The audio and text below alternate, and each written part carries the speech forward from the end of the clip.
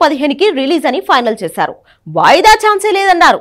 అంతవరకు బానే ఉంది కానీ బెర్లిన్ ఫిల్మ్ ఫెస్టివల్లో పుష్ప 3 మీద బన్నీ ఇచ్చిన హింట్ కి టాలీవుడ్ టెంట్ లేచిపోయేలా ఉంది.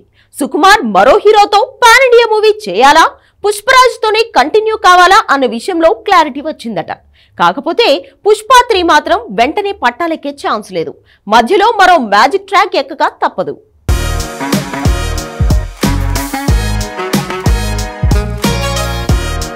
బెర్లిన్ లో సందడి చేసిన బన్నీ అక్కడ పుష్ప 3 గురించి చెప్పిన మాటలు మెల్లిగా ఇండస్ట్రీలో కొత్త చర్చకు దారితీశాయి. బాహుబలి తర్వాత బాహుబలి 2 అన్న జక్కన్న బాహుబలి 3 మాత్రం పబ్లిసిటీ స్టంట్ గా వాడాడు. RRR 2 మీద అలాంటి ఆశలే కలిగించాడు. కానీ పుష్ప 3 మాత్రం అలా కాదని సుకుమార్ టీం గట్టిగానే ఫీలర్స్ వదులుతోంది. ఇప్పుడు బన్నీ కూడా పుష్ప 3 కోసం కొన్ని ఐడియాస్ ఉన్నాయన్నాడు. బ్యాక్ డ్రాప్ జపాన్ పెట్టుకుని ఈ సినిమా ఉండొచ్చనే ప్రచారం జరుగుతోంది.